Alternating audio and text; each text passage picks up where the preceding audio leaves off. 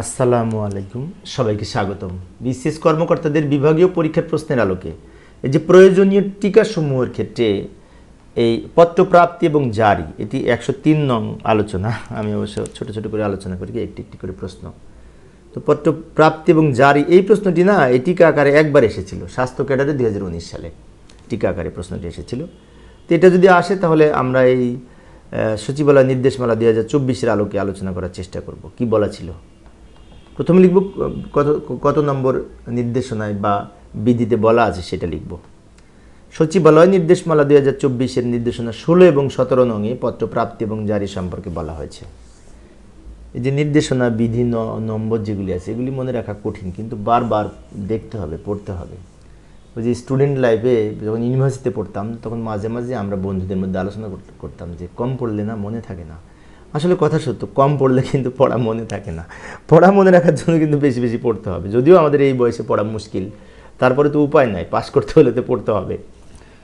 তো যাই হোক, এই 16 থেকে বলা ছিল, 17 থেকে বলা ছিল। এবার দেখব 16 নং নির্দেশনায় বলা ছিল প্রতিটি মন্ত্রণালয় বা বিভাগের সাধারণ বা অনুরূপ কোনো শাখার প্রশাসনিক কর্মকর্তার তত্ত্বাবধানে একটি পত্র জারি, প্রাপ্তি ও জারি ইউনিট থাকবে।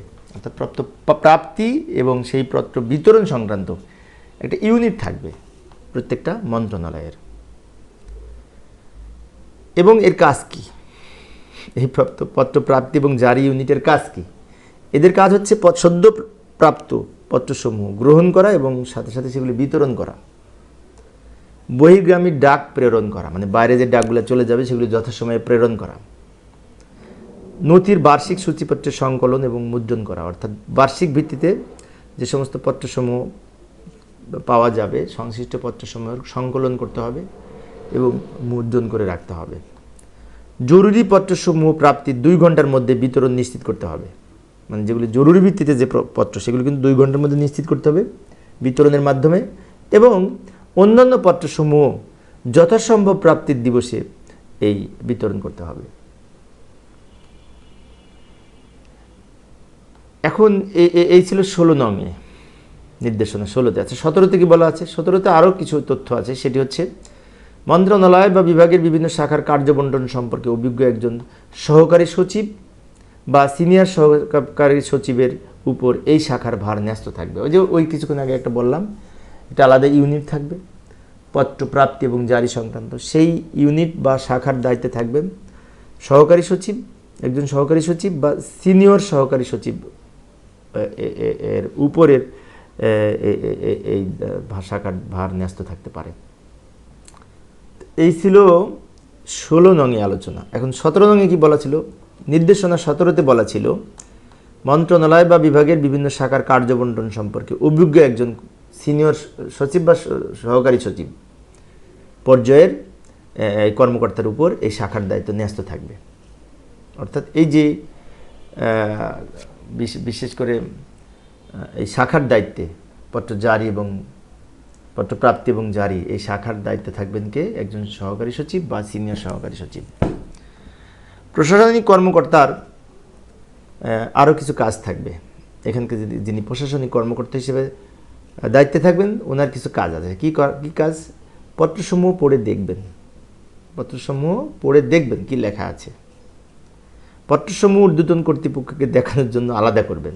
মানে যে সমস্ত পত্র ঊর্ধ্বতন কর্তৃপক্ষকে দেখানোর প্রয়োজন মনে হবে সেগুলো অবশ্যই আলাদা করবে এবং সেগুলি দেখাবেন। তো প্রশাসনিক কর্মকর্তার এখানে আরও কিছু কাজ আছে।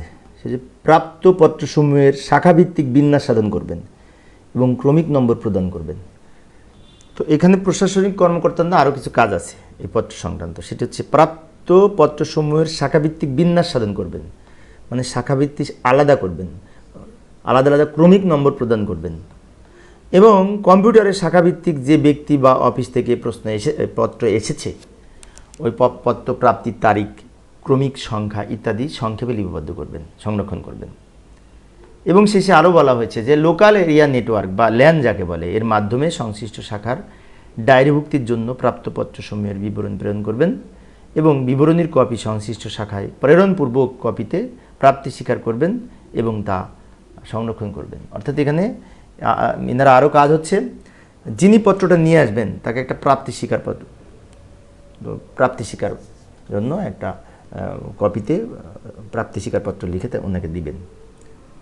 এই এই এই বিষয়গুলি কিন্তু এই নির্দেশনা 16 এবং 17-তে উল্লেখ ছিল।